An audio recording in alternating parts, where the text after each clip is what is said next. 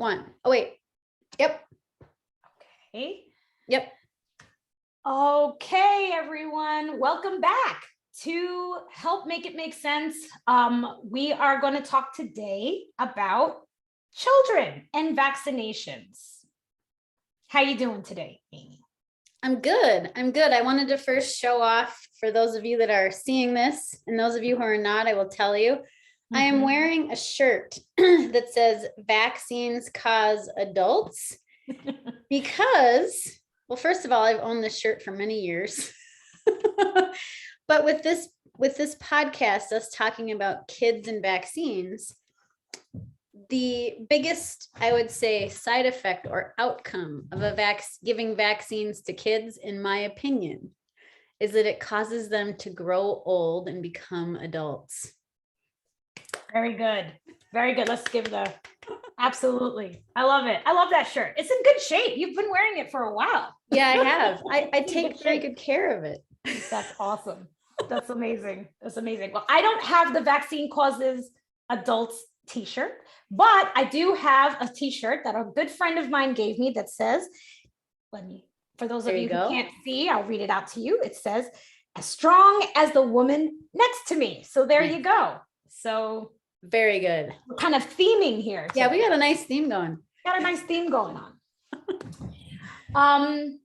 And so, okay, so we're going to talk a little bit about kids in light of the announcement that Moderna is going to file with the FDA for an emergency use authorization in order for them to provide vaccines to children under the age of 5 and over the age of 6 months. So in order to do that, Aimee and I have not seen the data. They haven't released the data yet. And I think that what we are going to do, we just wanted to give you guys a background to talk about vaccines in children, and then talk about some questions that have come to us in the second part of the podcast. And then in the following podcast episodes, I think once we get our hands on the data, we'll break it down for you in English so that they're not letting us try to make it easy to understand. Yeah, they're not letting us see any of the data until I think the FDA and all of the official committees have seen it and gone through it. So right.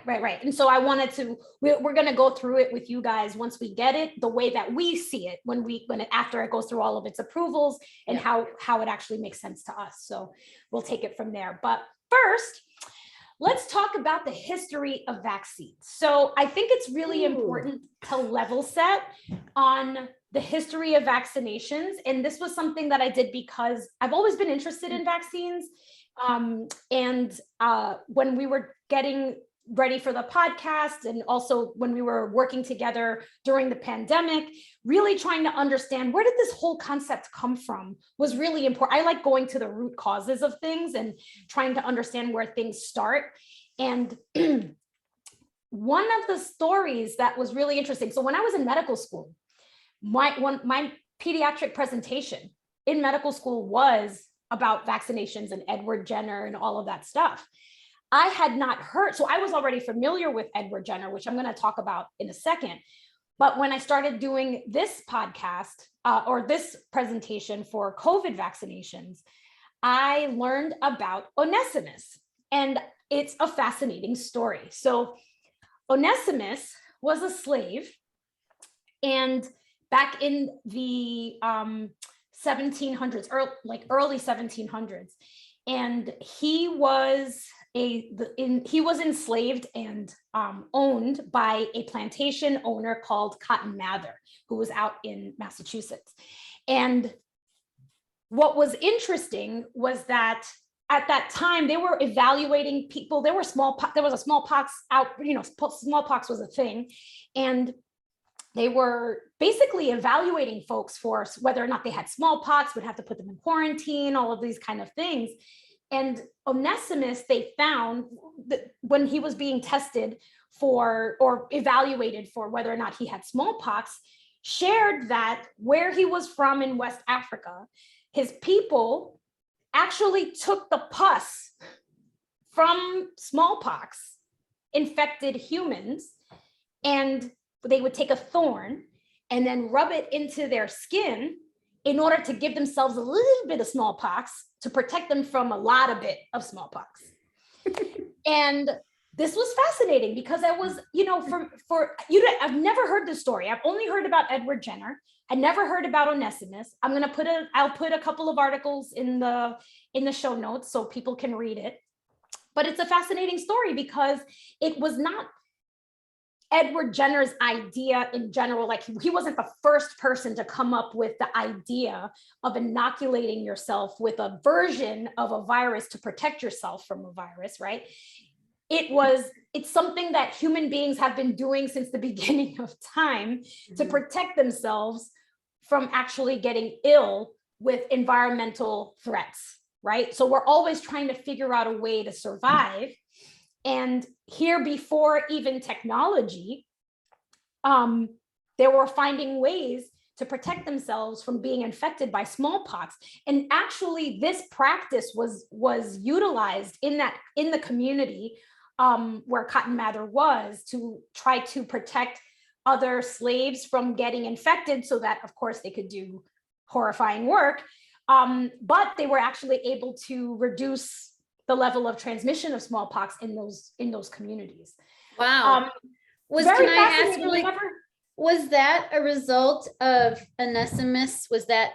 Did they do that because of him sharing that information? Is that why they then did that? That's from what I read, he never got the credit for it. Well, of course not. He didn't get the credit for it, but it was yeah. Wow.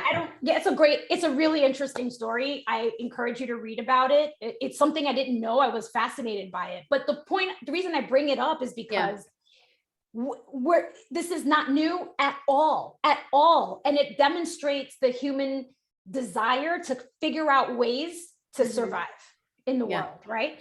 And so that takes us to Edward Jenner, who was a physician, and the story goes that he recognized that milkmaids who were around cows, obviously, who had gotten cowpox, did not seem to come down with smallpox. And so he theorized that, hey, maybe the cowpox is protecting them from actually getting smallpox.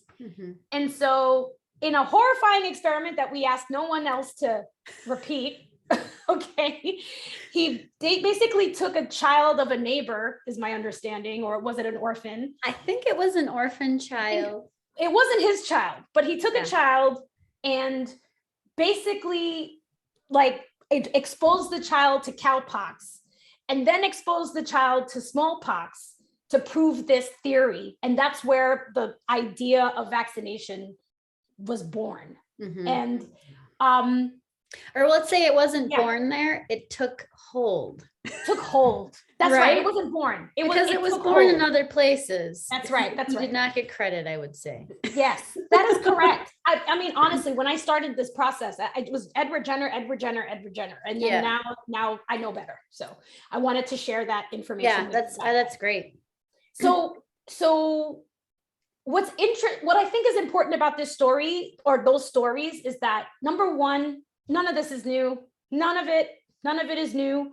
And also the fears around it are not new either. This is something that came hand in hand, right? So this is something that's just none of this is new. And it all comes from the place of folks just trying to figure out ways to continue to live, right? People just want to live. People just want to survive.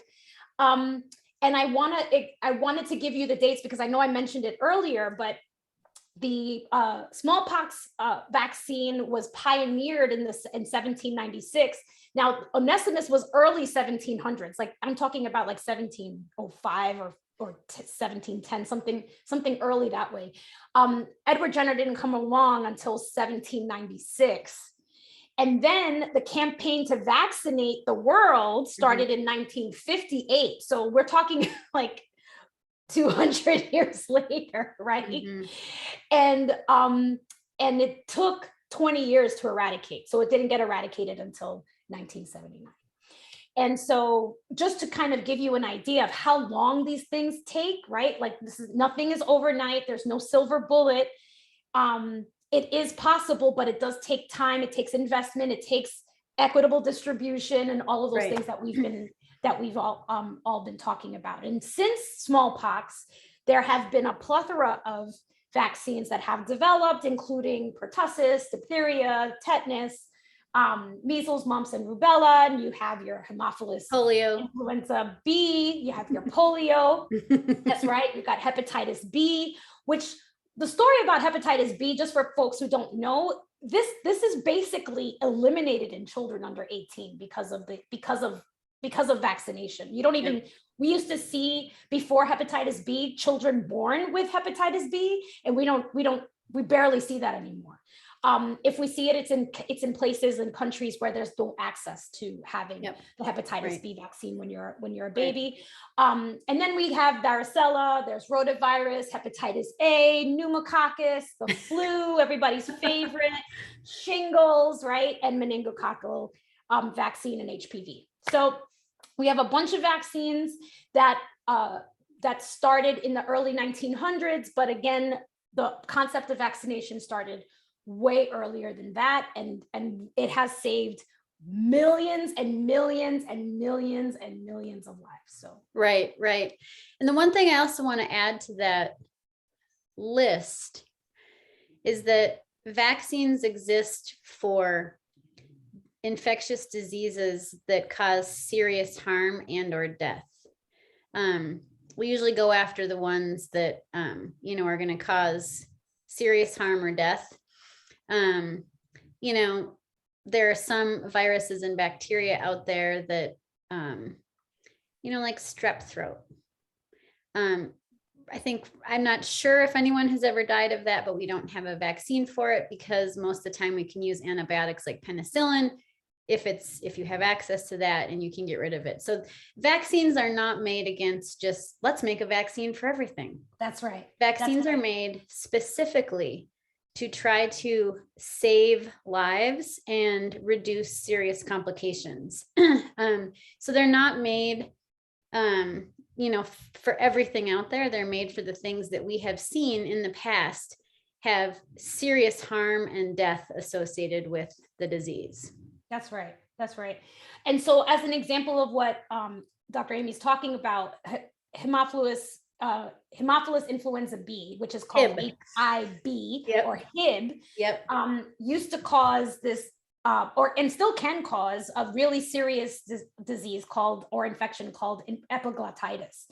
And we're taught in our residency and in school, epiglottitis is life-threatening. Like these kids would die because their throats would close up because of this infection. And as a result of this vaccination campaign, we hardly see it anymore. You can go your entire residency, your entire experience, and never see epiglottitis. And there was the conversations before that were that way back then, that it was something that everybody was primed for. Everybody was just kind of like in the ER ready for it because it was just something that was happening all of the time. And we would always be told, you're so lucky that you don't get to see that anymore because it was devastating. Kids would die from this thing. And now we don't see that anymore. And that's a result of these vaccination campaigns. So we just wanted to share that, give you a little bit of context. We'll leave in the show notes the story about Onesimus. And I thought it was just really, really super interesting to really, emphasize that, we are always trying to figure out ways to continue to live. And when our lives are threatened, we find ways to figure out what we can do to prevent that. And that's what this is about. Right. I want to add on to that too, that the fact that, pediatric residents and doctors don't see a lot of these infectious diseases anymore is just make sure to emphasize we know that because vaccines exist. And I think that one thing that has made me, I think, very sad and disappointed is that, there are a lot of people that are now, and we've talked about this the whole time, fearful of vaccines or don't want to get their kids vaccinated. And honestly, we do not want to see those things come back. I mean, you know what I mean? It's just like you see pictures and I feel so thankful that I don't have to worry about my kid getting polio or or Hib, or, measles, mumps, rubella, all the things they've been vaccinated for. I'm so thankful. But I think because of that, vaccines are a victim of their own success. That's right. Well, yes, a lot of vaccine advocates, public health workers are always talking about the fact that because these things are no longer a threat, right? Because vaccines work, people don't believe there's a threat and don't feel like they need vaccines. So we're kind of in this weird circle. And until we have eliminated those diseases, like smallpox, right? Everything else still exists. That's whether it's in small, non-threatening numbers, it still exists. And because we're a global society and we can get on a plane and go anywhere in a day, it means that those things can still be a possibility. So vaccination is still important. And I'll get off my soapbox in a minute, but during COVID, regular routine vaccinations in kids have dropped. We are seeing a lot less kiddos vaccinated for all of the things that they need to normally be vaccinated against because of the pandemic and people not going as many places, and it could be bringing up a little bit of fear in some parents, so it's just, that also makes me disappointed and sad that we have all of these other infectious diseases that people are just, they're drop. You as a pediatrician would probably know, but they've dropped. I don't know how much, but it's concerning.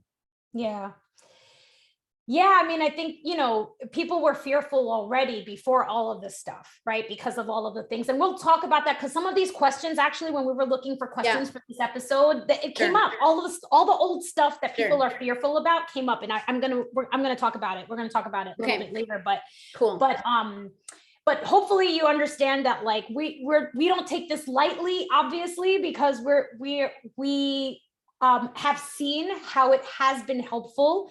We have seen how it has not been harmful. There are obviously, there's cases for everything, but when you're looking at the threat of, being thrown from your car versus staying in your car and living, right? Like this is, again, the risk benefits that we were talking about.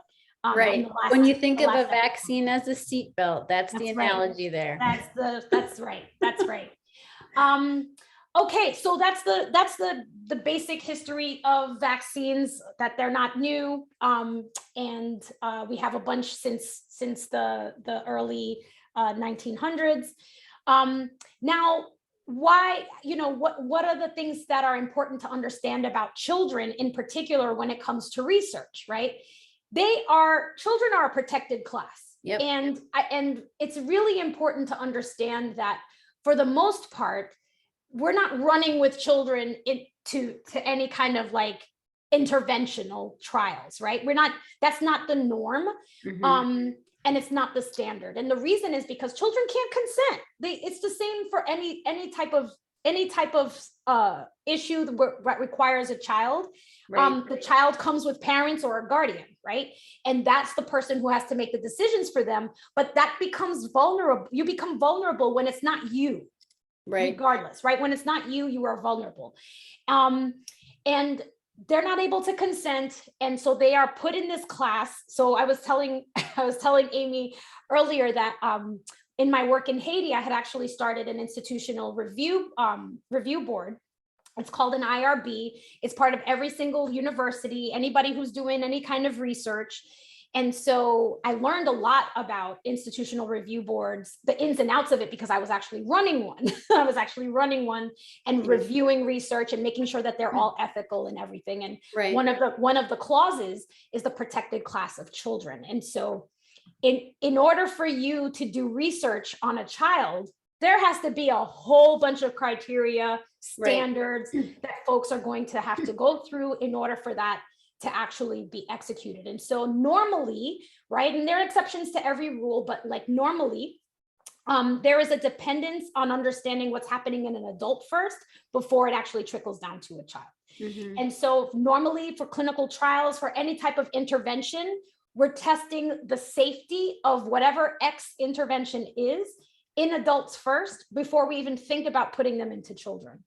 And then obviously, if whatever is happening is affecting children more, then there is a little bit more of an impetus to try to make sure that whatever we're doing not only is safe, but then we want to try to go ahead and get it into children to evaluate whether or not it's going to be effective, if it's not going to be effective. But the safety measures that need to be in place for a child to be the subject of a clinical trial. Yeah. I mean, that's something that just has to be done with a fine-tooth comb. Like nobody's gonna just, I'm not running with my baby to a clinical trial for something that we don't know. And in general, we're not really tolerant to the unknown in our children, right? We're not tolerant to that, Right. As a society, right? So, it's really important that these restrictions are actually in place to protect them, since they are not in a place where they can actually consent to an intervention. And so that's something that's really important to understand as to kind of why things have taken a little bit of a while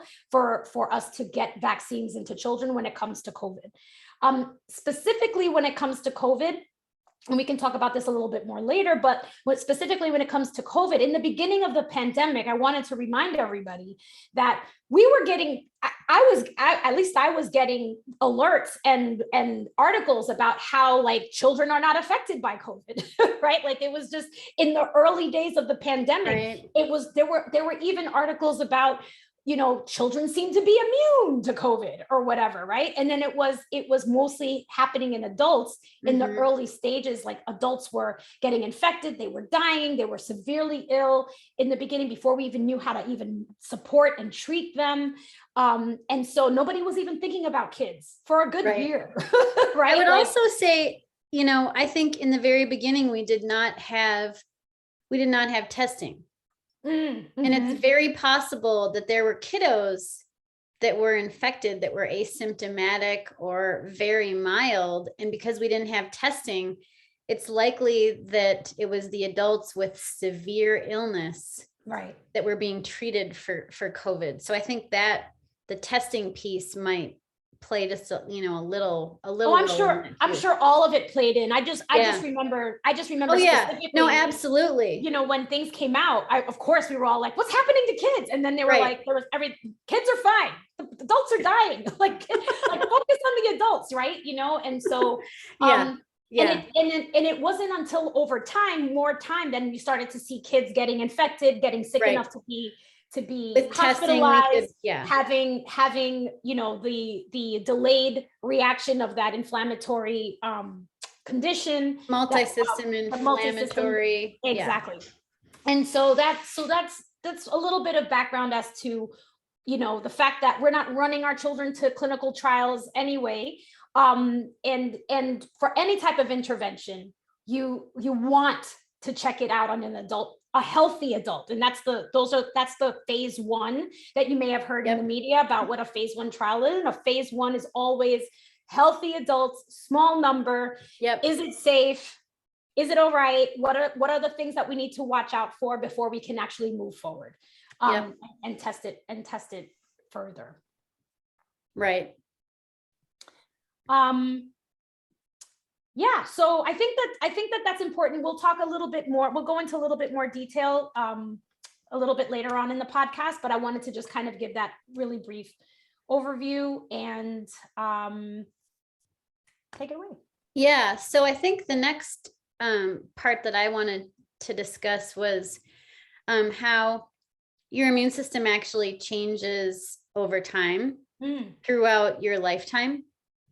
So I'm going to start in utero. So when with a pregnant mom and the unborn child in the uterus, so the unborn child in mom's uterus is actually part her, but also part someone else. So in that case, we call it foreign, right? So the unborn child is a foreign entity, essentially, in mom's uterus or womb. We don't want mom to attack the foreign thing like we would attack a virus or a bacteria. So as a result, during pregnancy, there are special the immune system is actually dampened in the uterine environment. but the mom's immune system is the pregnant woman's immune system is also dampened during pregnancy to make sure that she does not attack the unborn child.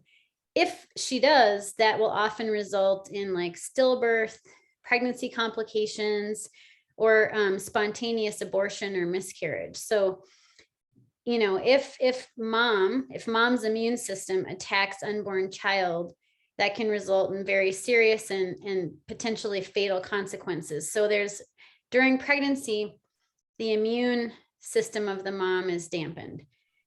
Conversely, same thing in the womb, the child also is in an environment that is surrounded completely by mom.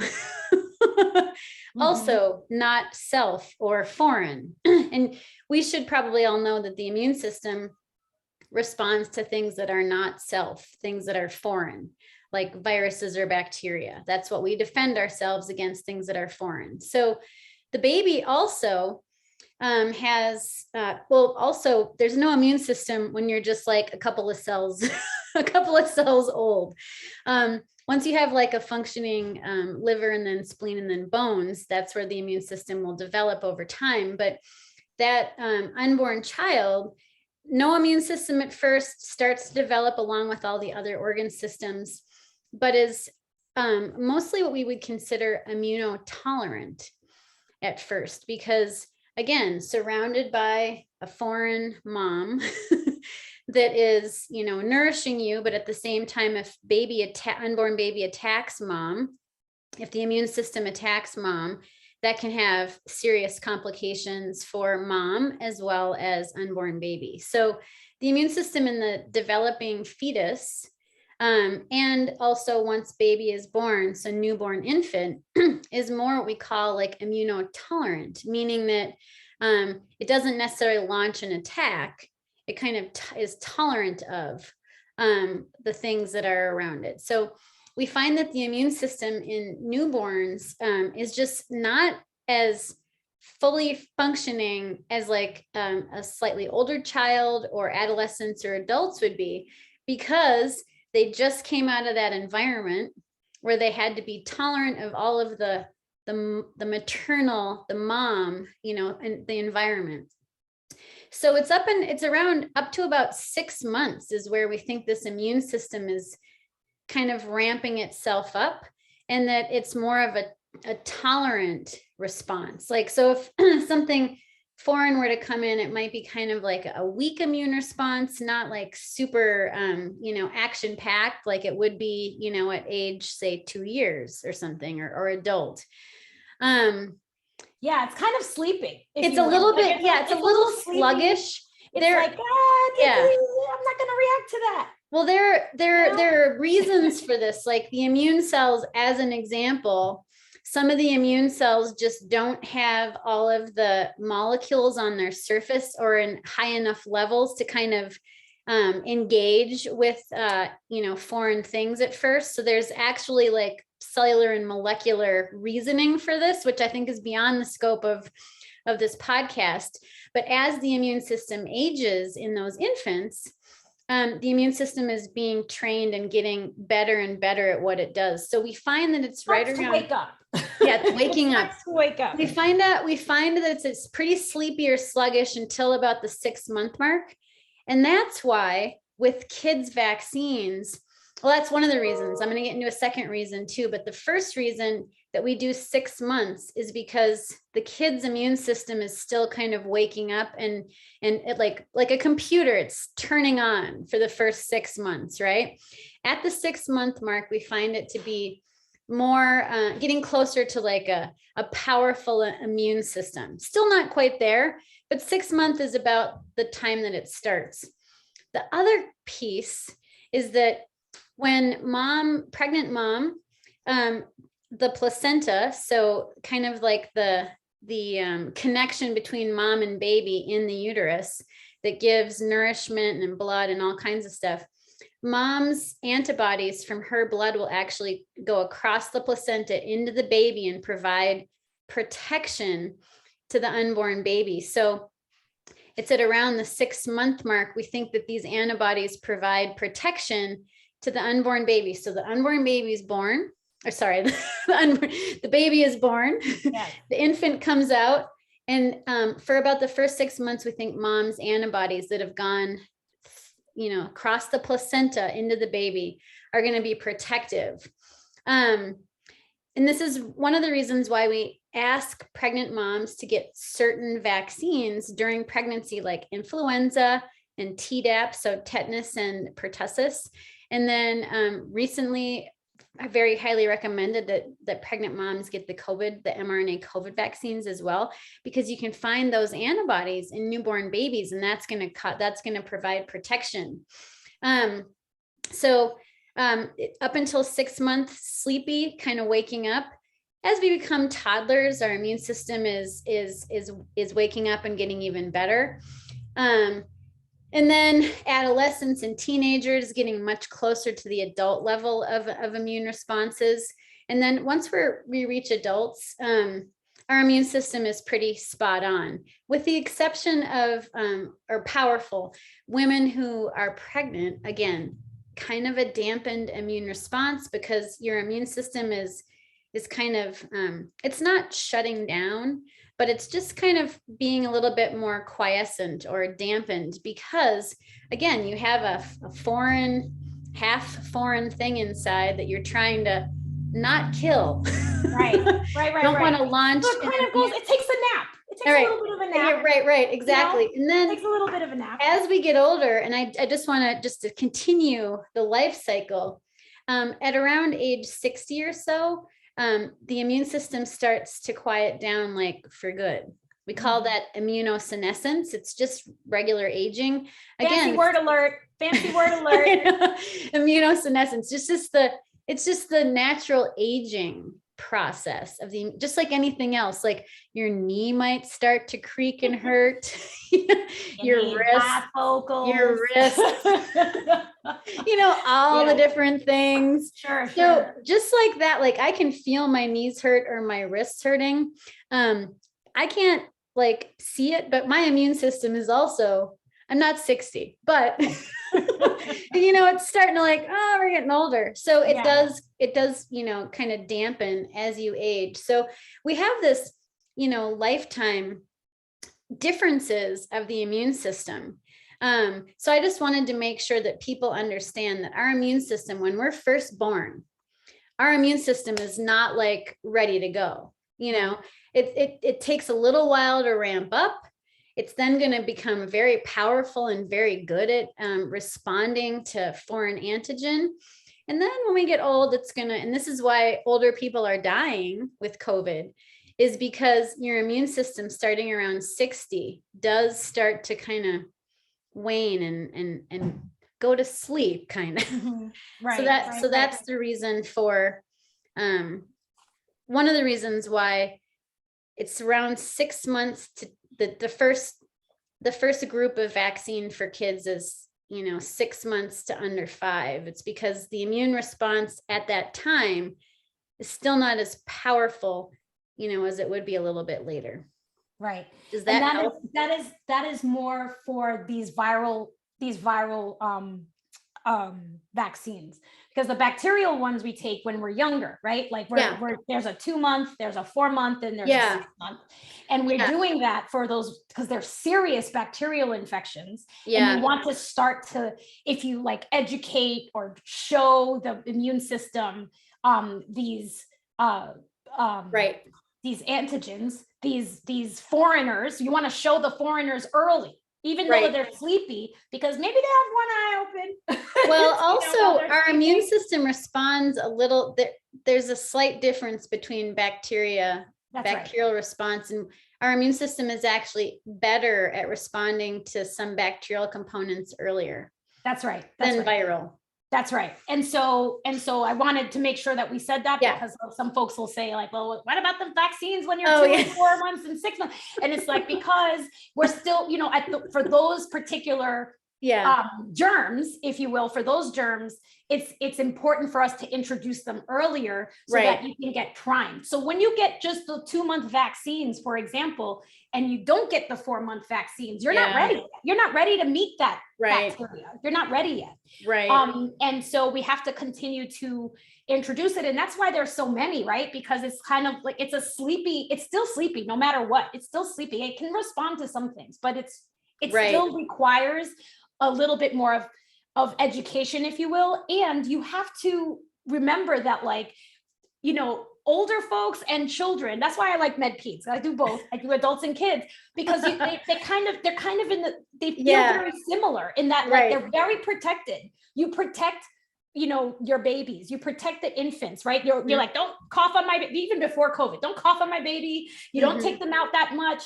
You're a little bit more, you know, wash your hands, the blanket, like all of that stuff. Right. And then when you're older, it's kind of the same, like, you know, it's not the blanket and over your shoulder, but you're very cautious about being around them. And, you know, a simple urinary tract infection can be a disaster in an older person. Do you know what I mean? And so, I agree. I also think, like, even though people that are very careful around infants and old people, even if they don't know that it's because the immune system is weaker on both ends, everybody knows that you should always wash your hands and be careful around babies, and you should always be careful around old people. Like, that is commonly known. Right. Now we know the reason behind that. Not just because we're being respectful.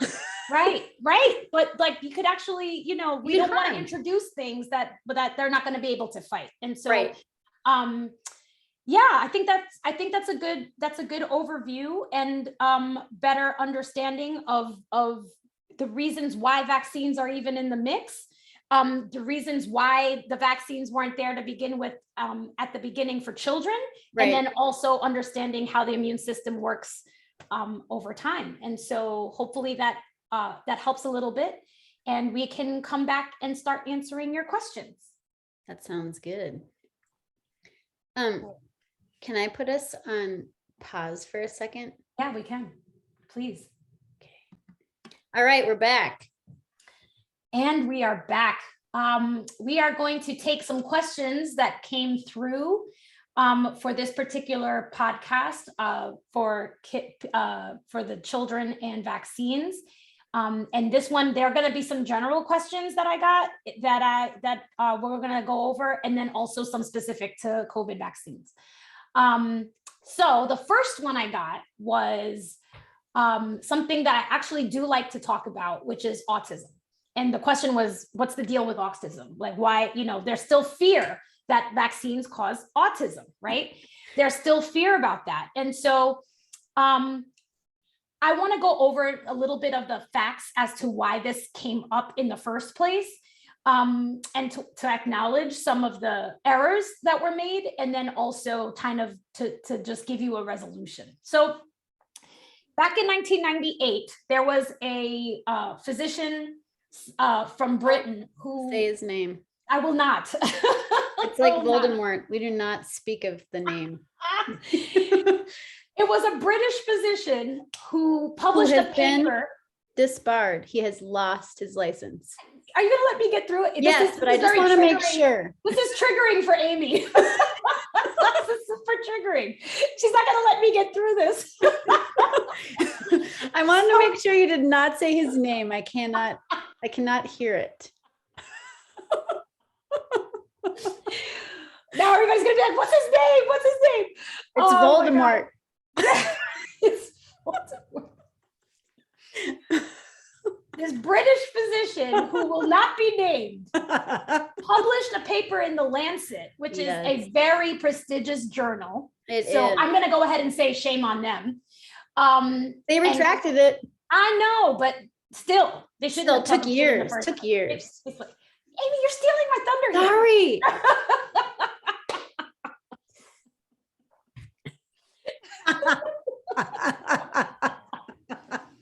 So this human being published this paper in the Lancet that claims that the MMR vaccine, the measles, mumps, and rubella vaccine, was responsible for causing autism.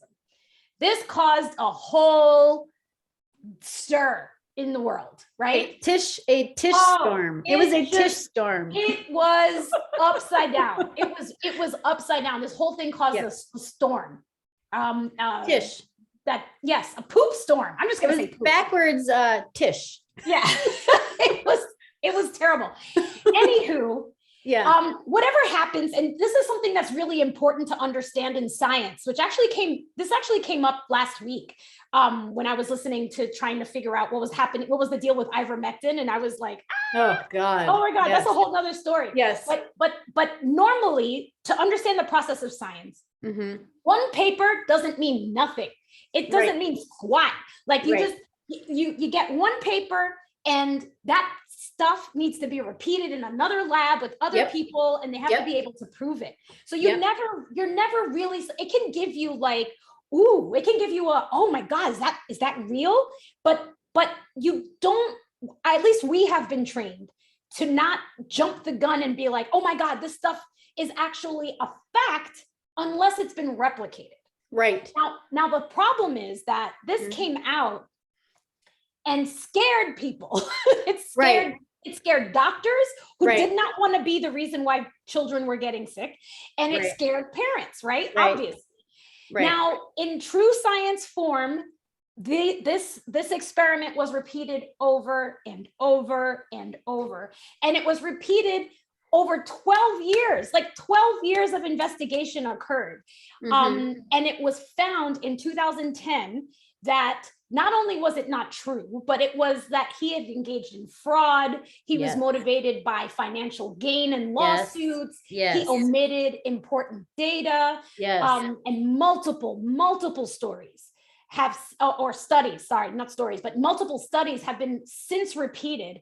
And we have been able to refute this finding up and down. Like there's just no question that these vaccines do not, there's no causal relationship between vaccination and autism. Right. Now, the problem is you can't unring this bell.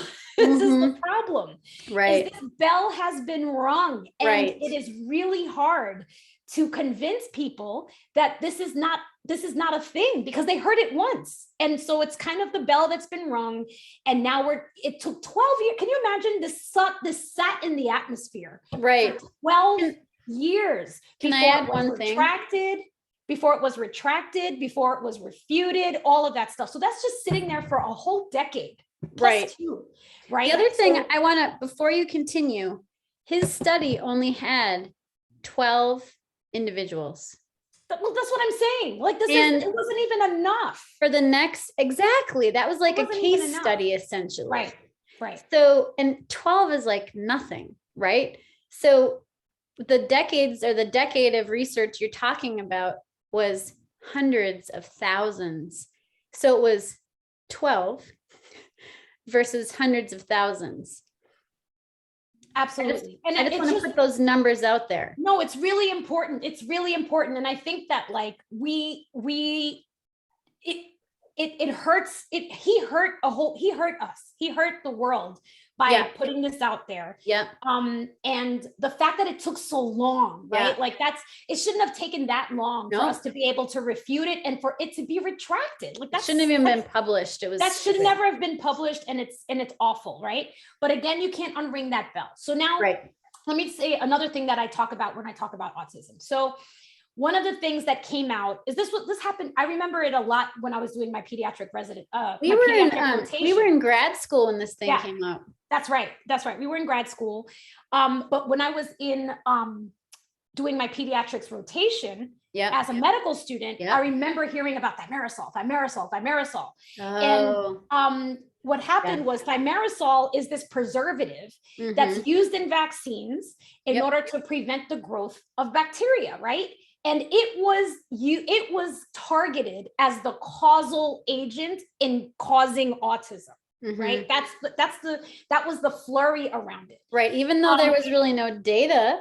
No, there wasn't, but it doesn't matter. Somebody was like, thimerosal, it's thimerosal. So we were like, okay. Now thimerosal is it's about 50% mercury, but it's the type of mercury that we can actually get rid of. We can eliminate it, right? We can break it down in our bodies. Right. The type that's actually in fish is actually harder to break down than the amount of the type of mercury that's in thimerosal, right? Right.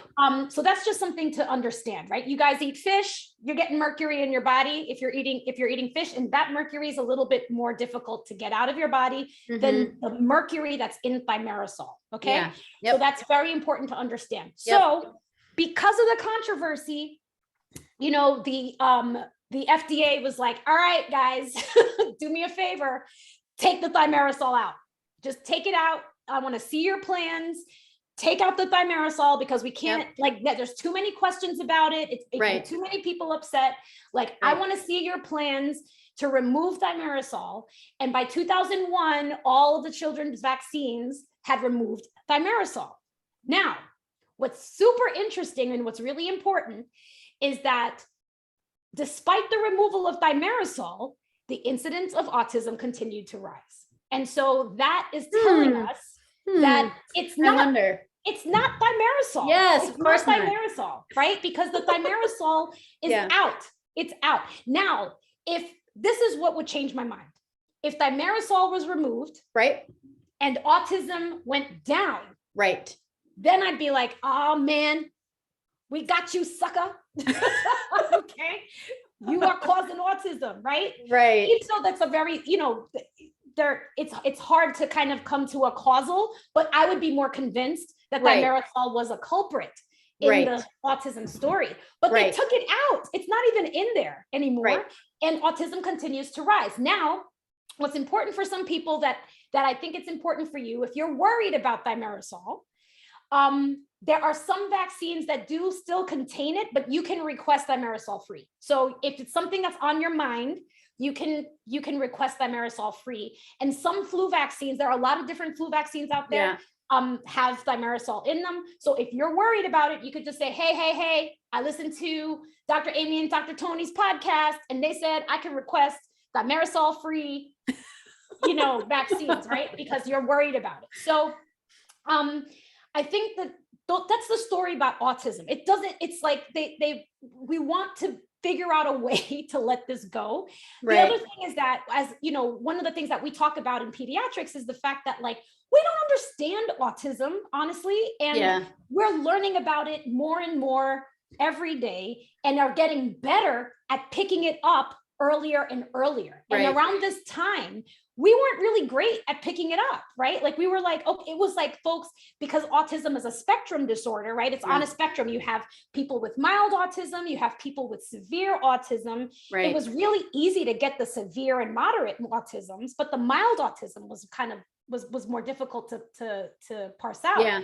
And now that we have better tools, we have more awareness, folks are trained better, we can pick it up a little bit quicker. Right. We can pick it up. And so that by itself, take vaccines out of the story, autism numbers are going to go up because we're recognizing it more. Right. And so that's really, unfortunately, it's confused with this whole story of this physician who did a very, what's the word that I'm looking for? Former physician. Yes, former physician. But he did something that's like, it's egregious, horrible, awful, a really unjust thing that he did. And and it was all for profit, right? Like, it was all for profit and for notoriety, and shame on him and shame on the Lancet for that. I'm glad that they retracted it, but it's, a bell that we're really struggling to unring right now. Can I add a little bit to that? Mm-hmm. And feel free to cut this out if it's too much down the road, but financial ties to that were, I actually taught an entire course on this paper, former paper. He was in the process of making a measles vaccine, a single measles vaccine. And the deal was, he wanted people to not use the MMR because he wanted them to use his single measles vaccine and then maybe do a mumps and rubella in some other way. So that I guess the drive wasn't to discredit it completely, but to discredit the three being combined. Right. So that you would then I know. It's messy. It's so messy. It's so anyways, messy. that when I dug into that was just incomprehensible. I cannot believe putting children's safety at risk for deadly infectious diseases is beyond comprehension, specifically for someone who's supposed to be a child doctor. Right. Right. Just horrible. We don't like this human. No. if it isn't obvious. But that's the autism story, and so they're really, hopefully that clears it up for those of you who are open enough to like receive that information. But can I add one more thing? Yeah.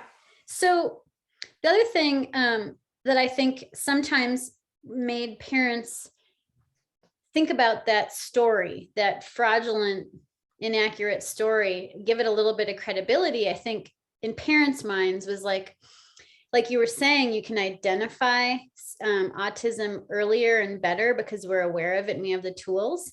And a lot of times kiddos go into their doctor for these well-child checks and they get a bunch of vaccines. And that's also when some of these kinds of tests or things would happen, or they'd get news from their doctor. And I think because sometimes we connect things in our head that we hear that are not necessarily connected. Mm-hmm. It might be like, oh, I was going in to get my kid their next dose of this vaccine series, and my doctor is telling me they're concerned that my kid might have autism. And, I think sometimes having, that well child checking, you obviously would know as a pediatrician, but I think sometimes, you'd know better than me, but from what the community, when I talked to them, like, well, I was, seeing my doctor and for vaccines, and then they were talking to me about screening for autism. And I'm like, those two things are not connected, but you were hearing them at the same visit. Right. Because that's, your doctor has to talk to you about all of the things in one visit. Right. So that's what I was hearing from some people that had fear of vaccines and autism, was that even though, we know that there's no connection, they were hearing all of these things at the same time. And I think sometimes that just kind of jumbles it all up into, one bigger thing. Right. I think the other thing too, is that what I've heard a lot, especially for vaccine skeptics, has been that there's been a prior experience, right, with a family member, where there've been like, I mean, I've literally heard people tell me, I saw the light leave their eyes after the vaccine. Do you know? And that's a hard thing to argue, right? Like I can't argue with you that your child changed, right? I can't argue. I wasn't there. I don't know what I don't know what your child was beforehand and what you see now. And for you, the only thing is the intervention that was in there in between with this stuff in the background, right? Like it's not like you didn't hear this swirling about autism and vaccines in the background, right? Like, and we always want to blame something when something's not going right. And what I would say is that I can't prove in that moment that something didn't happen. But what I can say is that vaccines initially, you don't feel great, right? You don't feel great because they're actually revving up your immune system, right? And so like they're going to be a little bit frumpy, right? Like you're not going to feel your best, right? And that can be confused potentially with the fact that maybe something was cooking beforehand and now you see it a little bit clearer now. That does happen. It does happen. And so I think that all I can say is that, look, I wasn't there. I don't know exactly what happened in that particular moment, but what I can say, there has not been one case that has been associated with any type of vaccine that we have and the disease that we cause, that we call autism, Right. or the condition that we call autism. Like that just doesn't, Right. that's not something that happens together. Do Right. we understand autism 100%? No, we don't. No, But no. but one thing we can say is we can eliminate this as a cause. Right. And we have to start thinking about what are the other causes that Right. could be driving Right. the existence of this condition, right? Right. And so I think we need to get off of the vaccine blame and start to spend some resources and energy into like what is actually causing it, right? And folks are working on it night and day, right? People are working on it because it affects everybody. Autism affects everyone around the world, you know? And so Right. that's the autism story. Yeah. So Yep. that was one of the questions that came up. Hopefully we've explained it as adequately as we can. And again, you know, we're not there with your kids, and we can't say, if you feel like you've had an adverse event, we can't say we can't characterize it for you, but Right. we feel good that we can say that it wasn't related to the vaccine. Right. When it comes to this particular condition. Right. Exactly. Fair? All right. Another question that came in was, why are the COVID vaccines in particular in children so late? Why not prioritize it? And so we alluded to that a little bit in the first segment, but I wanted to talk to you a little bit more and go into a little bit in depth. So there are actually parents in the world, in this country, that are like anxious and trying to get their kiddos vaccinated, right? There's some folks that are like, all right, enough with these old people. Let's get my baby vaccinated. You know, what's taking so long? I think you're in that boat. Yeah, you know, well, I mean, listen, I'm going to talk you through, because everything that I read with the vision of like, I'm going to give this to my son, you know, and like, I'm not giving it to him if I'm not convinced, you know, like I have to be convinced. And I'm not going to promote it unless I'm convinced, you know, like everybody knows that about me. And so I drank up everything and read everything that I could so that I could be secure. And I want to be able to share that with you. So the first thing is that I'm actually glad that they didn't prioritize children in the beginning, because as an adult doctor as well, adults were the ones that were dying, right? Like they were the ones that were dying. They were the ones that were being affected.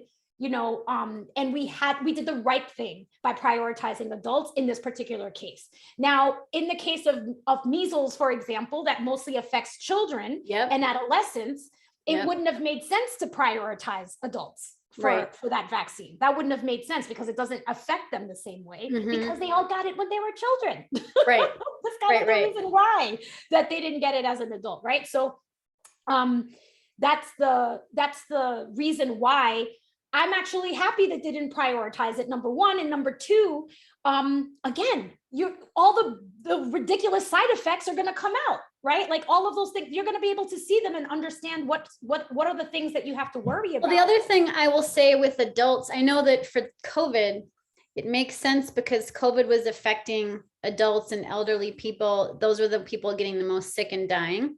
From what I've been reading about, you know, different age groups for vaccines. So COVID, we know, affected adults. But the other thing is, whenever we do vaccine clinical trials in adults first, as opposed to like starting with newborn, adults will, we're very good at complaining. Well, there's that too. If there is something that occurs during the clinical trial, adults will often like, well, I had a stomach ache. Yeah, I felt sure. tired. I had a headache. I mean, we'll go on and on. My wrist hurt. You know, my eye was twitching after I got that vaccine. Exactly. So exactly. Write that down. You know, I slept more, you know, whatever. Whereas with kids, I think, you know, sometimes kids, I think, often handle illness and not feeling well a lot better than adults, as an example. So like, I will say, you know, when my kids were real little, if they got, you know, very sick, like they had a fever, they felt crappy, that might mean, like for my son in particular, that might mean that instead of running around all day, he'd run around half the day. Right. Whereas if that was me, I'd be on the bed complaining about how crappy you know what I mean? Right. Right. So right, kids right. handle things like that, but they also don't vocalize or tell us as much about side effects or, you know, things that are happening to them as a result. So one of the things I was reading, you know, starting in adults, beyond the fact that COVID affected adults first, is that we vocalize very well, meaning we are good at complaining. Yeah, absolutely. No, absolutely. But again, that's the reason why it's important to look at these things in people who know how to communicate, because children don't know how to communicate as well. And so I think that I was personally like thrilled personally as a pediatrician and as a mom that it wasn't prioritized in children initially, especially understanding that you know, in the early days, again, we were like, phew, we don't have to worry about kids in the early days, right? Now, when kids started to get infected and get very sick, I got very nervous. I was like, oh, no. And you're like, oops. This is, right? So like what we were hopeful that was going to happen was that all of the adults would get vaccinated and then it would stop bouncing around, right? Like if everybody got vaccinated, then COVID would die and it would stop bouncing around. But we haven't gotten there. That's just not what happened, right? Like that's not the world we're in. It is bouncing around. And while a lot of the kids who got COVID got it from an adult, that kid can now pass it back to an adult, right? Like, and so it's kind of, now we're just, you have another thing to bounce it back and forth with. It's like ping pong. Ching, ching, ching, it's ping pong. It's just ping pong. And you just don't know. And this is the things that we've talked about before. You just don't know the way that ball is going to hit you. Is it going to hit you in the eye? Is it going to hit you in the head? Is it going to hit you in the throat? You have no idea how it's going to hit you, you know? And so, you know, that's basically where we are, and like why the vaccines weren't initially prioritized. Now, of course, we learned quickly that like, hey, this is bouncing around, you know, like this is actually not good. We're going to have to do, we are going to have to think about children. And the thing with children is that, again, people are not running to clinical trials with their kids, right? They're just not, right? And this is something that I wanted to talk about in general as a pediatrician, right? One of the things that I've learned, especially in my residency, when we were talking about, you know, it's very academic and why do we do this? And you're asking all of the like nitty gritty questions when you're training. There's a lot of dependence on adult science for kids. There just is, right? Because people are, again, not running with their kids to put them into research trials, right? And so, and all of the ethics and stuff, it's, you know, here's a treatment and then you're going to get a fake treatment to a child. You have no idea. Like, that's just really hard to do. And some pediatricians are really purists and they hate this, right? Because they're like, you know, children are not small adults. We're not, they're just not, right? And, you know, but the mechanisms of diseases can be very different in a child than they can be in an adult. And so there's a lot of like, there's some frustration in the pediatric world with regard to the fact that we have to rely on adult data a lot of the times in order for us to take care of children, right? One of the things that we are the most concerned about, of course, are safety and how is the child going to react, right, to things, and the dosing, you know, in children, you know, just in general, any kind of medication, anything. We're like, all right, how much do you weigh? Like, let's do the math. Like, there's a lot of math involved. You have to calculate things. You don't want to overdose them. Like, it's a very delicate place. So not only knowing the safety profile, but when it comes to vaccinations, you want to know what the doses are going to be.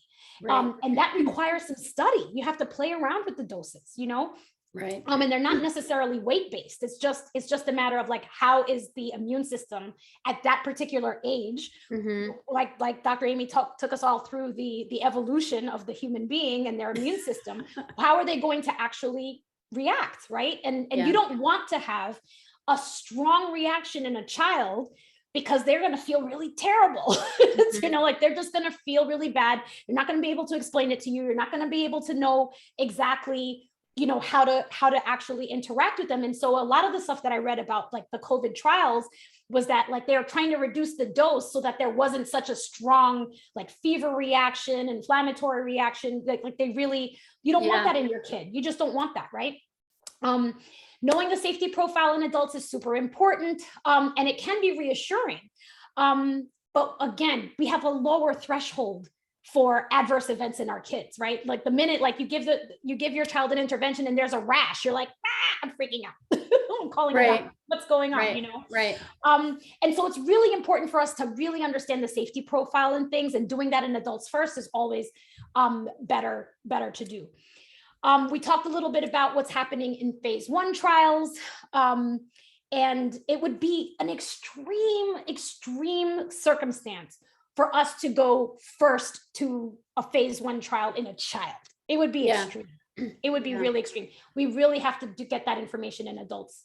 I think, you know, if COVID had started and we saw that kids were affected and not adults or, you know, elderly, I believe that there would have, like measles, where it would have shifted.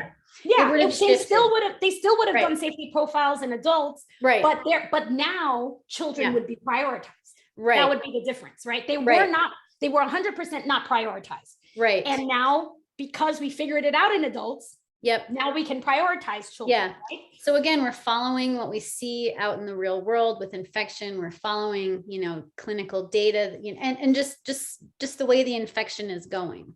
That's right. It would have definitely been a little bit different. They would have been prioritized more highly had we seen kids be more affected, you know, equal to what we see in adults now, or if they were the ones getting affected and not adults, you know, it would have changed. Right. I think it's important to say, though, I don't want to forget those vaccine advocates in pediatrics, and also not only vaccine advocates, but like clinical trial advocates in pediatrics. There were a lot of those folks who were like screaming from the beginning, like, don't forget the kids. Don't forget the kids. Like, we've got to do trials in kids. Like they should be doing them simultaneously. Like once you figure it out, the safety profile, you need to like figure it out in kids. And that just didn't take off, right? Like people it was just one of those other things in the world that you have to try to like advocate for, and that maybe we'll get better as we learn. And that maybe some of these process. From the very beginning, I remember when I was talking to people about the vaccines and coming out in adults and all that, the pandemic will never be over until we get rid, I don't know if this is possible anymore, but get rid of the virus, get rid of SARS-CoV-2. And the only way you can do that is to get rid of it in any potential source that could be, that could become infected. We all know that little kids are like petri dishes. And can I talk about the petri dish real quickly? So I took my son to the parking, to a playground. And just this weekend, just like yesterday, I took him to a playground. I know, right? I finally braved it, right? Woo-hoo. I took him to the playground, and here's this very cute little kid coughing up a storm with boogers coming out of his nose and just laughing. Just thought the whole thing was like super funny, you know? Mm-hmm. And I was just like, you see, this is like right there. I was just like, Anthony, we gotta go. It's like, it's time to go. But I was like, you know, this is what I'm talking about, is that like, they might not feel unwell. Right. They might be like runny nose, coughing, and they're kind of running around, and maybe he'll take a nap extra, right? Today. Like he'll be like that kid's nap schedule. He might sleep a little bit longer or whatever. But if somebody else, if he has it, like, let's just say if he had it, and you know, there was a vulnerable person there, right? Like he's bouncing that sucker. The way he was coughing, like that cough cloud that we keep talking about. Freshly coughed air is getting moved right into your vulnerable little body, right? So I mean, I was right there with those pediatricians and you from the beginning. Like, let's focus on the adults in the beginning to get the safety profile and all that. Let's figure that out. But don't forget the kids. We need everyone vaccinated so that there's no kindling available for this forest fire of a virus. Right. You know, like we don't want any kindling, no wood, nothing that can burn available. Now, again, if we had all just gotten vaccinated, right? Like, and like that means equitable distribution, equitable access, all of those things that we've been talking And about, people right? Like who there weren't have access but don't get it. right. Yes. But like everybody. but like everybody got vaccinated as an adult, it would have died. It could have potentially died, and we wouldn't even be talking about it. I think we had a chance that we lost. We could have, it could have, but you know what? Yeah. Cross that bridge, water under it, forget about it. We're gonna keep it moving. I know, but we gotta keep it moving. We gotta keep it moving. And so that's the reason why. And so like I know that folks are frustrated. I think it's like, you know what? I'm gonna approach the child vaccinations with COVID the same way that I approached adults, which is the ones that are like tripping over themselves to get the vaccine. You go do it. You go do it. Go get it done. Like get that sucker done. And then those that are like, well, skeptical, la la la, I'm not sure. Like, let's watch, you know, within a particular amount of time, because that's what happened with adults. There were those people who were tripping over themselves trying to get the vaccine. Then there were those folks that were in that gray zone of like, I'm not sure, I'm kind of scared, da, da, da, da. And then they were able to do it after a couple of months because they felt a little bit better about what was happening. Now, what I think is really important to say is that, again, in children, that it is a safety issue, right? We're talking about safety and the concerns about safety. And as of 4/23/22, 11.3 billion doses have been given around the world. Wow. 11.3 billion doses. And so any shenanigans of side effects, we would have heard about it already. Oh yeah, absolutely. That's a lot of people. That's a lot of people. That's 11. That's crazy to think we have so many more people left. Yes, I know. That's a lot of people. I know. So, I agree. That's what's really important to understand. Any effects from the vaccine, any adverse effects, and anything would have come out.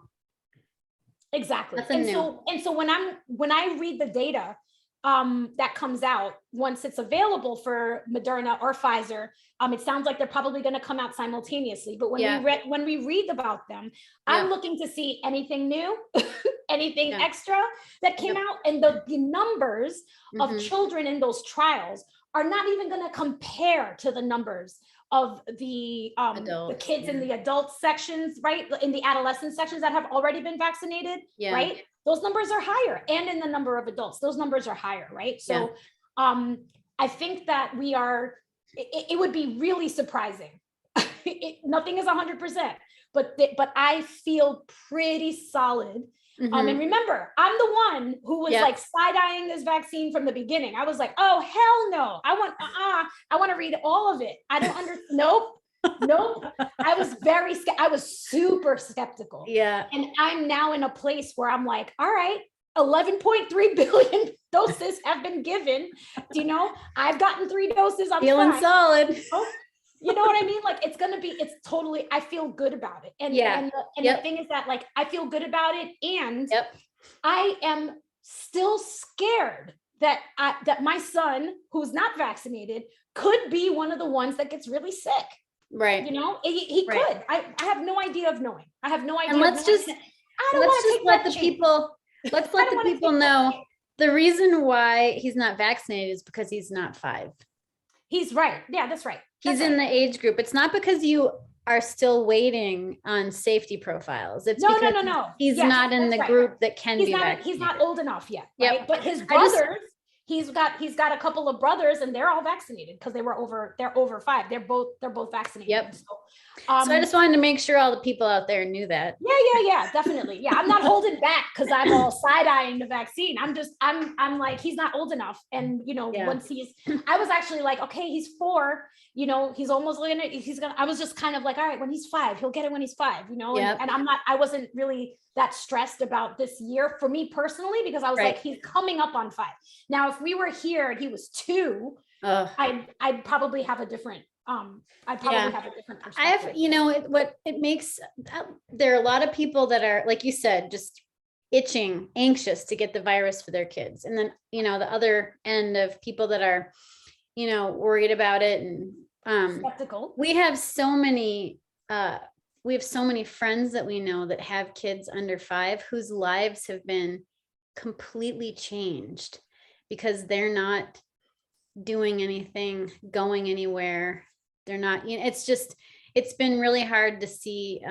I think people with young kids kind of struggle, waiting for these vaccines to come out for kids under 5. And I'm very hopeful that the emergency use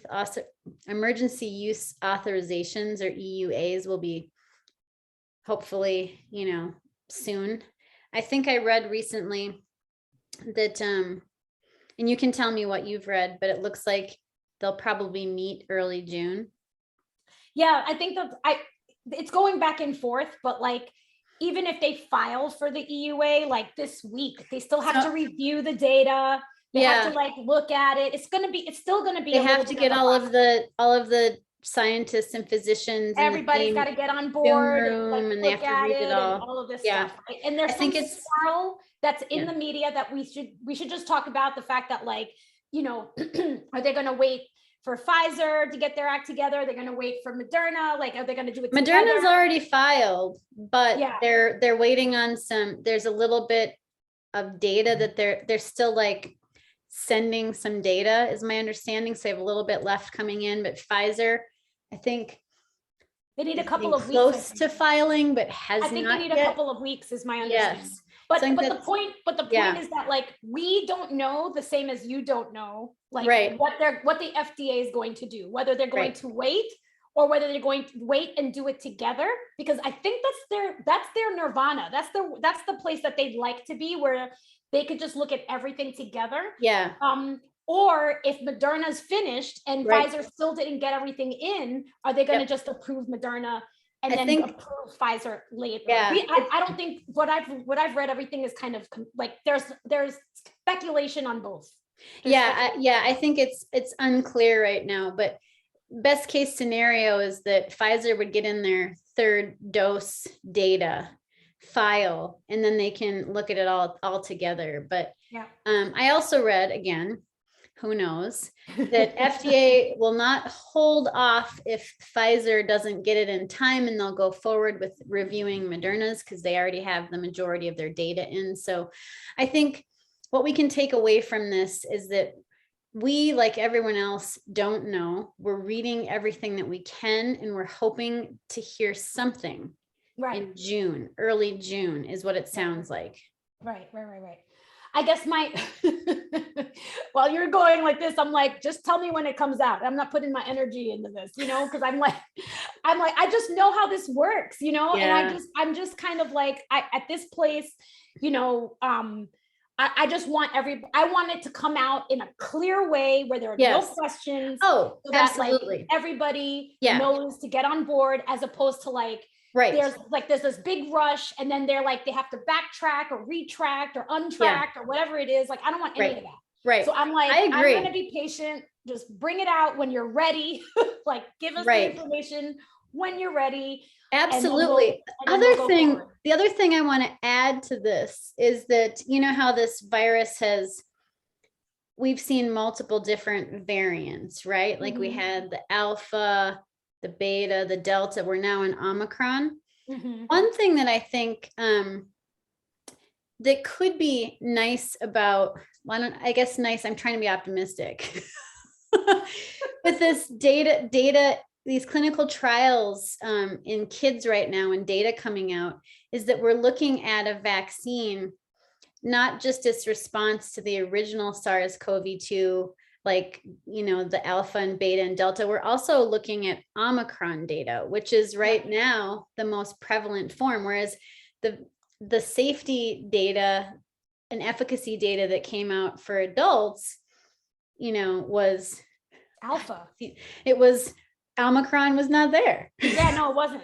No, Delta was not there. No, it wasn't. So I guess my point is, I think that we're going to actually see data that reflects current variant, probably not last variant, but current variant. So that kind of makes me feel, I think, a little bit good. Like we're going to see kiddo protection from, like real time, most recent variant. That's right. I think I saw like, I think 80% of the infections in the trial were all Omicron. Yeah. Yeah. That's because everything shifted, alpha, beta, Yeah. delta, then now it's Omicron. They're different variants of Omicron. Different variants of Omicron, right. You want to talk a little bit briefly about Omicron, just in case people are like confused about it? Well, so when we talk about just the word variant, it just means like a different kind of version of the same virus. So SARS-CoV-2, severe acute respiratory virus, coronavirus 2. So that's what SARS-CoV-2 stands for. That's the virus that causes the disease COVID-19. And when we talk about alpha and beta and delta and Omicron, these are all different kind of essential versions of the virus. And when we say version, we mean that when we look at mostly the outer component of the virus, which we all know now as like spike protein, like the little spikes that are protruding from the actual external or outside portion of the virus. And there are other things besides spike on the surface, but we mostly look at the spike. There are just slight differences or versions or variations, and that's why we call them variants. So Omicron compared to alpha, beta, and then delta is just kind of the newest variant. And there's the original Omicron, and there's kind of like a more current version of Omicron, which I think they call BA2 and the other one is BA1, but that's kind of the fancy science term. And of course, there are more letters and numbers that we could add to those. But Omicron has just proven to be more transmissible or more contagious. Whereas we know Delta was more contagious or transmissible compared to like alpha and beta. So Omicron is just kind of like we talked about before, viruses, their whole goal is to survive. That's right. And they want to infect as many. And ours humans. too. Yes, we want to survive. Viruses want to survive. How do they do that? They mutate. They change what they look like, so they can now infect us. They're gonna go under the radar if we don't detect them. Like if we hadn't seen them before and it's something new, they can slip under the radar. So Omicron is just a much more contagious version than the other variants we've seen. And I personally don't think it's the last variant because we have all this human kindling out in the world. It's not. It's down. We got the ping pong. We're gonna call it the ping pong ball. Right. So does that help? Yeah, no, I think that's great. I think that's a good review, just in case folks haven't listened to every episode, like just to kind of make sure that everybody understands what Omicron is and why we're talking about it. Right. Let me go through a couple of other questions before we come to a close here. So the next question I got was, does the child get affected if the mother gets vaccinated in any trimester? And my response to that is that up until now, there is no evidence of adverse effects on the fetus in any trimester of a vaccinated pregnant person. Right. The rate of miscarriage and premature birth, for example, was the same in vaccinated people and unvaccinated people. Yep. And actually, those rates were higher in patients who caught COVID. So, so that's just really important to know. Right. And then children, just like Aimee had said earlier, children born to a vaccinated pregnant person had antibodies that protected them from COVID for at least 6 months, which is the normal time frame for passing maternal antibodies. And so the answer in short is no, and then that's the explanation.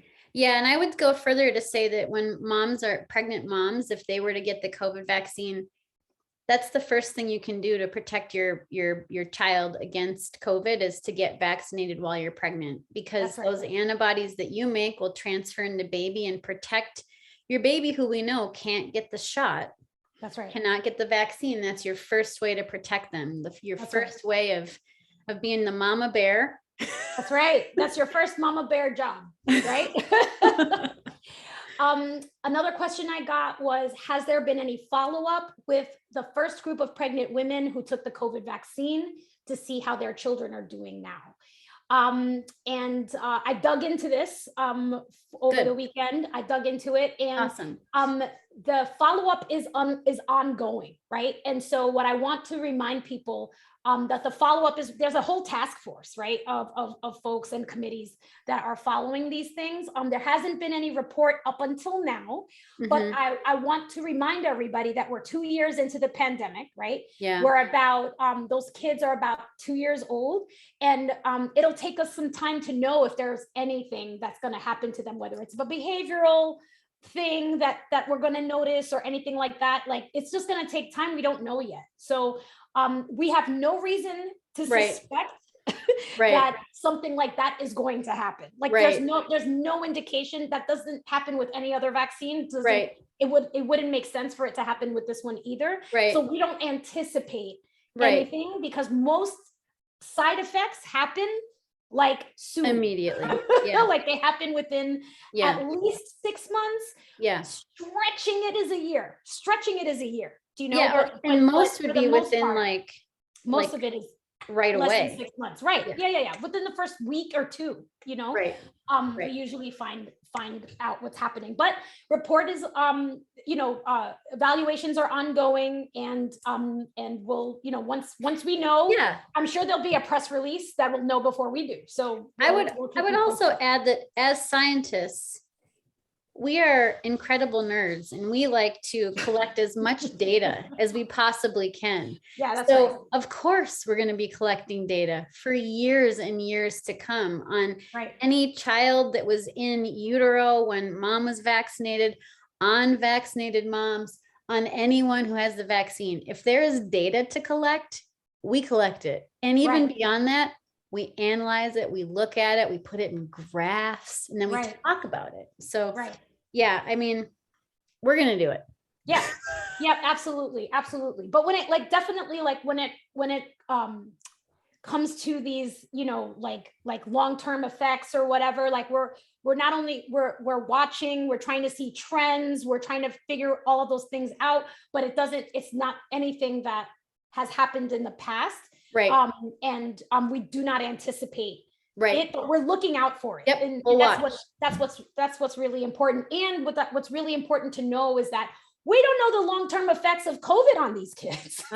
You know, like, if a kid, they might be asymptomatic and not affected or whatever, but we don't know what that virus has done to them, because we see long COVID in adults, and we see the multi-system inflammatory condition in kids, like that, which is a delayed response. So we that's happening with the natural COVID infection as well. And so and at this point, I would rather have my child get the vaccine than have like a COVID long haul problem at the age of 7. Like, I mean, at this point in time, data does suggest that having COVID is much worse on long-term health than vaccines. I mean, that's I mean, that's right. We're seeing effects. Yeah, that's right. I got a question about, there are concerns about the COVID vaccine being mandatory for infants and newborns. I would say that we are far away from this at this moment in time, because there are no approved vaccines today. Like, there's nothing today. And we are just getting information from clinical trials. Newborns would not need vaccination if the mother gets vaccinated with the appropriate number of doses, since, again, the cache, those antibodies, have been transferred to the baby. So it is possible that we will need to immunize children over the age of 6 months. But again, we are far away from mandating this, right? We are far, far, far away from mandating this at this moment in time. There's a lot more that we need to do, more to come. But I don't think that this should be a concern. Like, at the moment, I think the concern should be get as much information as possible so you feel good about the decisions that you are making for you and your family. I think, I absolutely agree. I do think we need to amend, I believe Pfizer was approved in August. For under 5? Oh, no, not for kids. Sorry, for adults. Yes. Okay. You said there's nothing approved yet. I was like, No, for children. Oh, for got children. My bad. Got it. No, I just want to make sure that people know that it approved for adults, not kids. I just not children. Yes. Yeah. That's what I meant. Yep. Okay. Yes, agree. And then the last question I got, I think it's the last question was, we do not know the long-term effects of vaccines on children. And I said, this is what I would say, and then I'll let you say your piece. But for the COVID vaccines, that might be true. But there is no vaccine, again, that causes a reaction years down the line that I know of. Right. All the reactions are, like we said, within the 6-month period, rarely a year later. And there's no reason to believe that the COVID vaccines should be any different. And we've got a year's worth of data, at least, right? Maybe a little bit more than a year's worth of data. Yeah. I want to reiterate again that as of 4/23/22, 11.3 billion doses have been given around the world. That's insane. And that is also including children over the age of 11, right? That's also including that 11.3 billion doses. Some of those doses have been given to children, right? And over the ages of 11. 5 to 11 as well, right? Yeah, right. I think what I was looking at was more. Oh, it's just over 11. Specified. Over 12, yeah. So that's, in terms of, like, we don't know the long-term effects of vaccines on children. We don't know the long-term effects of COVID on children, and I'm more scared of that personally. Yeah. And in terms of, like, long-term effects of vaccines, I mean, for COVID, yes, but for vaccines in general, like, none. Like Aimee's shirt says, these vaccines are causing adults. So that's what we have to say for that. And then what I will say, and I will just make a note of it. I spent a lot of time reading about it, but the buzz has been myocarditis, right? Myocarditis. Everybody's scared of myocarditis. And this is what I would tell you this is what I understand and what I would tell my patients and what I'm telling you guys. What we know is that it happens within a week. If it happens within a week's time. It's usually in younger men, right? And in younger populations, which is like adolescents and young adults. And so, like, I'm not worried about my 4.5-year-old getting it at this point. Again, we have to look at the data. I have to look to see what's going on. But my understanding of the age distribution, which is a relationship with testosterone, which makes sense, right? For an adolescent and a younger man to have like an interact, because of testosterone, they're more prone to getting it. But the cases are mild. They are rare in terms of the numbers. It's really super rare. It does happen more. But it's still, even though it happens more, it's still rare. Right. That makes sense. And the cases are super mild, and they've been resolved as evidenced by ultrasound evaluations, cardiac MRIs have looked at them. And these people, like doctors are on them like white on rice. Okay. Like they are just wrapping around these people to, like, follow anybody who has had a diagnosis of myocarditis to see what's happening with them down the line. And so far, so good from what I've read. So far, so good. Everybody's resolved. Heart function's normal. Hold on, sorry about that. Let me just. So I've read the same thing. No deaths. Right. Everything's resolved. It's been mild. They've been watched. Now that this is something that, again, is rare, but they have seen, they're making sure to watch for it so that, everyone's on top of it. The other thing that I want to add to this is that this should provide all of us with comfort, in the sense that while this is incredibly rare, we are picking it out as something to be aware of and as something to look for, so that it means that we're scrutinizing, again, nerds, right? We like to look at data. We're like, oh, look at this. This happens a little bit more often than I might expect. So let's tell everyone about it, and let's make sure we're aware of it. So I think it should allow people to understand that we are picking apart the data. We are scrutinizing everything to the point where we're finding small things and making sure everyone who vaccinates, who administers that vaccine, is aware and is watching for it. Yeah, I think what came out of this too is that like myocarditis was relatively rare as a general condition. And it was something that we were taught to be feared, right? As a pediatrician, like we were like, this is something that, you don't want to miss it. But what happened was that because we're so primed for it with the vaccine, we're catching mild cases, which if you want to catch mild myocarditis, you don't want severe, right. Like, because that's what we're talking about. And the majority of these cases are mild, right? So, I think this is another one of those cases, just like autism, right? It's kind of like we're better primed, better trained. We can pick it. We're picking it up quicker because we're looking for it. Whereas before we weren't really, this was not like as a general condition, we weren't really looking for it. And so, some people will be like, well, isn't myocarditis serious? And yes, it can be serious, but it can also be, it can also be mild, right? And what I was looking for when I was reading about it was like, how often is it serious? Because that's what people want to know. And it was way more common to be mild than common to be serious. And those folks that were quote unquote designated as serious were in the hospital, they were monitored, they were treated. And from what I saw, they resolved. From what I saw, they were able to resolve them. So that's where that's as far as I know. And we can talk about it some more if you guys have more questions about it. But at this place in time, so after all of this talking, all of this yapping, all of this reading that we have done, once this vaccine is approved, and I've looked at the studies myself and I've explained it to everybody. I'm going to go ahead and get my little boy vaccinated because now they've removed mask mandates off of airplanes, and that's got me very stressed out. To be honest with you.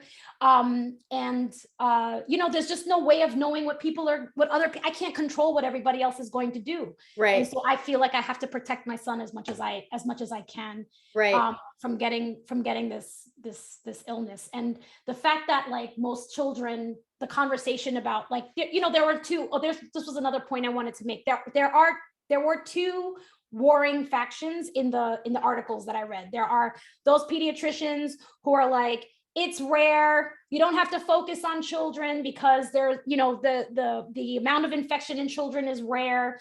And so like, we need to just focus on getting all of the adults vaccinated and not necessarily put our energy to children. And then there is the other faction of pediatricians who are like, one death is too much.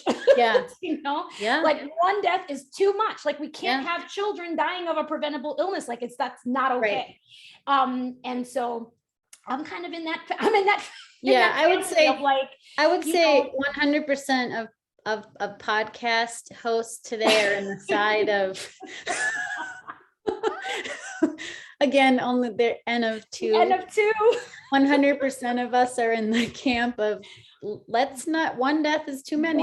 One preventable death is too many. And if there's a way to prevent it, why wouldn't you? Why would you say, oh, well, it's all right for, these 10 children over here to die? I can't say that sentence. No. I am not able to say that sentence. No. So I think you should do everything that you can to protect you and yours, with all the love in your heart and all the tools that we have. The world is not perfect. These are what we have right now. And more things might come down the pike, but like, there are some antivirals out there that work pretty well, but getting access to them and vaccines right now. Vaccines are preventative, whereas you get the antiviral, you've got the infection, you're down with COVID. So vaccines. That's right. All right. Amazing. Thanks everyone for listening. And tune in next time. Hopefully we'll have some data to talk about, but if we don't, we'll I hope so. I love data. Woo! Is that a graph? Can I, next time. could I graph that? All right, you can- until you can next stop. time. You can stop the recording.